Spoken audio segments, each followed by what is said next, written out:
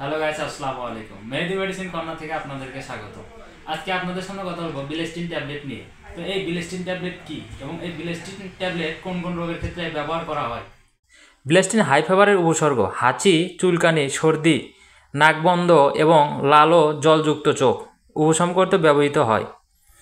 বিলেস্টিন একটি অভ্যন্তরীণ কার্যকর তন্দ্রামুক্ত দীর্ঘমেয়াদী হিস্টামিন রোধী ঔষধ যা নির্দিষ্টভাবে এইচআই রিসেপ্টরের উপর কাজ করে, যা সেট্রিজিনের তুলনায় 3 গুণ এবং ফেক্সোফেনাডিনের চেয়ে 5 গুণ বেশি শক্তিশালী।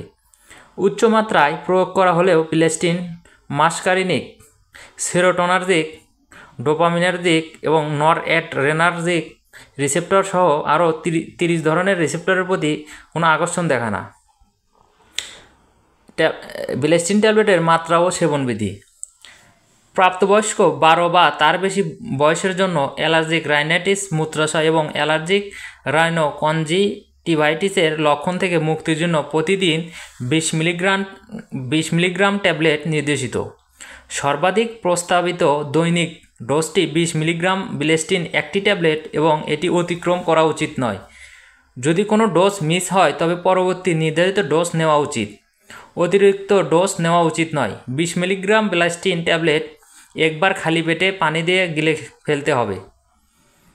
6 থেকে 11 বছরের মধ্যে শিশুরা অ্যালার্জিক রাইনাইটিস, অ্যালার্জিজনিত রাইনোকনজিটিভাইটিস এবং মূত্রাশয় রোগের লক্ষণগত মুক্তির জন্য 10 মিলিগ্রাম মুখে দ্রবীভূত ট্যাবলেট নির্দেশিত।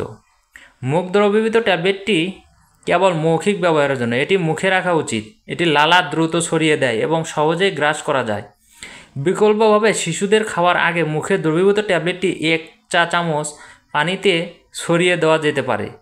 6 থেকে 11 বছরের মধ্যে শিশুদের জন্য সর্বাধিক প্রস্তাবিত দৈনিক ডোজ হলো 10 মিলিগ্রাম বিলেস্টিন মুখে দ্রবীভূত ট্যাবলেট এবং এটি অতিক্রম করা উচিত নয়। যদি কোনো ডোজ মিস হয় তবে পরবর্তীতে নির্ধারিত ডোজ নেওয়া উচিত। 2 থেকে 11 বছরের মধ্যে শিশুরা 4 মিলিগ্রাম দিনে একবার খাবে। ঔষধের মিথস্ক্রিয়া। কিটোকোনাজল, ইরাইথ্রোমাইসিন, সাইক্লোস্পোরিন অথবা ডিলটিয়াজেম এর সাথে একত্রে ব্যবহার করা হলে বিলেস্টিনের প্লাজমা ঘনত্ব বৃদ্ধি পায়, তবে এক্ষেত্রে এই ওষুধের ঘনমাত্রা নিরাপদ সীমার ভিতরেই থাকে। পার্শ্ব প্রতিক্রিয়া। ক্লিনিক্যাল ট্রায়ালে বিলেস্টিনের পরিলক্ষিত পার্শ্ব প্রতিক্রিয়াগুলো হচ্ছে মাথা ব্যথা, তদ্রাচ্ছন্ন ভাব, অবসাদগ্রস্ত হওয়া। এই পার্শ্ব প্রতিক্রিয়াগুলো প্লাসেবো গ্রহণকারী রোগীদের ক্ষেত্রেও দেখা গেছে। গর্ভাবস্থায় ও স্তন্যদানকালে ব্যবহার। গর্ভাবস্থায়ও ব্যবহারে পর্যাপ্ত এবং সুনিয়ন্ত্রিত তথ্য নেই। প্রাণীর ওপর গবেষণায় প্রত্যক্ষ ও পরোক্ষভাবে গর্ভকালীন বিষক্রিয়া, প্রসব বা প্রসব পরবর্তী কোনো ক্ষতিকর প্রভাব পাওয়া যায়নি। সতর্কতা হিসেবে গর্ভাবস্থায় বিলেস্টিন ব্যবহার থেকে বিরত থাকা উচিত। মাতৃদুগ্ধে বিলেস্টিনের উপস্থিতি নিয়ে কোনো ধরনের তথ্য পাওয়া যায়নি। স্তন্যদানকালীন ক্ষেত্রে ব্যবহারের প্রয়োজনীয়তা বিবেচনা করে এর সিদ্ধান্ত গ্রহণ করতে হবে। সতর্কতা।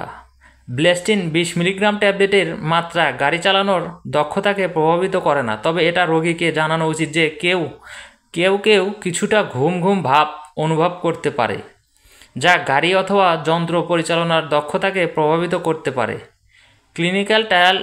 বয়স্ক রোগীদের ক্ষেত্রে 65 বছর বয়সের রোগীদের জন্য বিলেস্টিনের প্রয়োগের পর কার্যকারিতা ও নিরাপত্তার বিচারে তরুণদের সাথে কোনো পার্থক্য পাওয়া যায়নি।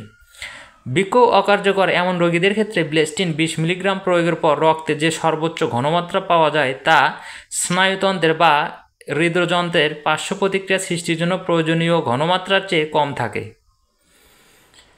বিশেষ ক্ষেত্রে ব্যবহার। 2 বছরের নিচে শিশুদের ক্ষেত্রে বিলেস্টিনের নিরাপত্তা ও কার্যকারিতা প্রতিষ্ঠিত নয়। 2 থেকে 5 বছরের শিশুদের ক্ষেত্রে এর ব্যবহারের পর্যাপ্ত ক্লিনিক্যাল গবেষণার তথ্য নেই, তাই এদের ক্ষেত্রে বিলেস্টিন